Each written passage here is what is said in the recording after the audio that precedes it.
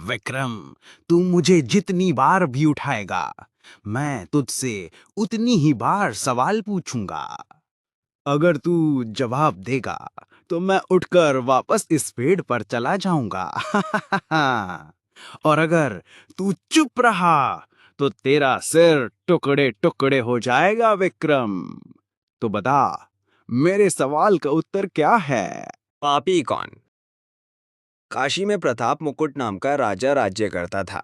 उसके वज्र मुकुट नाम का एक बेटा था। एक दिन राजकुमार दीवान के लड़के को साथ लेकर शिकार खेलने जंगल गया। घूमते घूमते उन्हें तालाब मिला।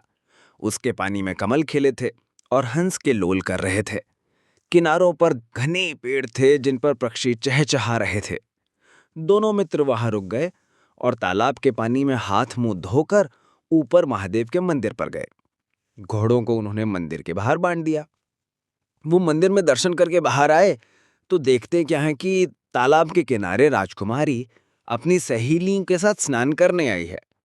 दीवान का लड़का तो वहीं एक पेड़ के नीचे बैठा रहा, पर राजकुमार से न रहा गया। वो आगे बढ़ गया। राजकुमारी ने उसकी ओर देखा तो वो उस पर मोहित हो गया। राजकुमारी भी उसकी तरफ देखती रही। फिर उसने किया क्या कि जूड़े में से कमल का फूल निकाला, कानों से लगाया, दांत से कुतरा, पैर के नीचे दबाया और फिर छाती से लगाकर अपनी सखियों के साथ चली गई।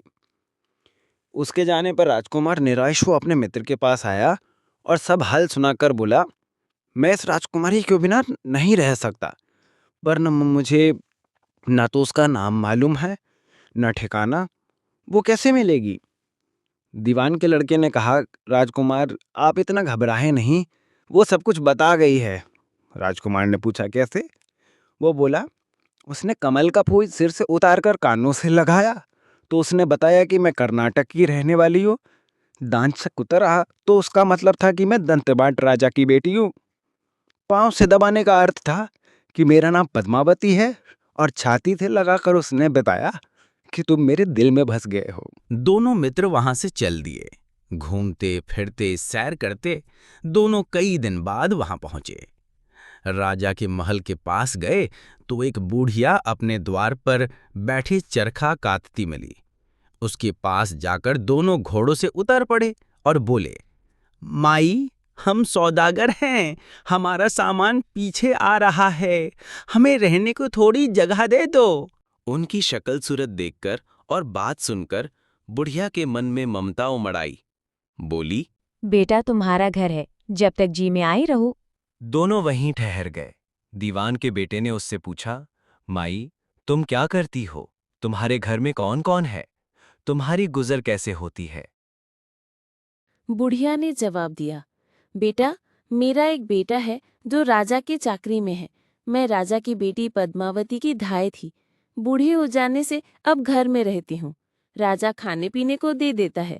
दिन में एक बार राजकुमारी को देखने महल में जाती हूँ।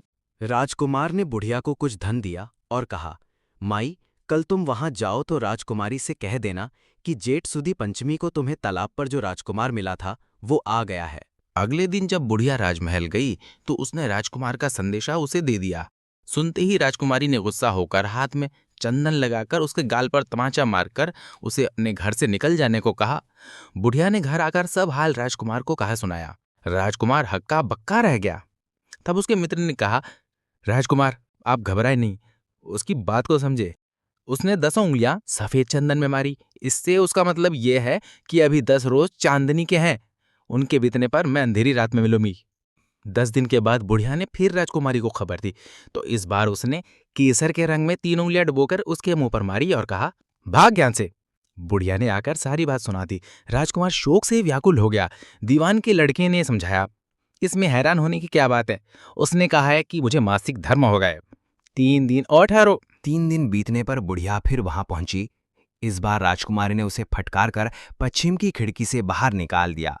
उसने आकर राजकुमार को बता दिया। सुनकर दीवान का लड़का बोला, मित्र, उसने आज रात को तुम्हें उस खिड़की की राह बुलाया है।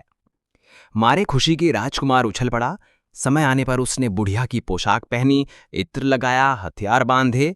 दोपहर रात बीतने पर वह महल में जा पहुंचा और खिड़की में से होकर अंदर पहुंच गया। राजकुमारी वहां तैयार खड़ी थी। वह उसे भीतर ले गई।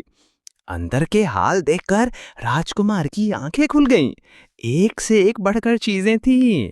रात भर राजकुमार राजकुमारी के साथ रहा। अगली कहानी जानने के लिए अगले एपिसोड में मिलेंगे। धन्यवाद।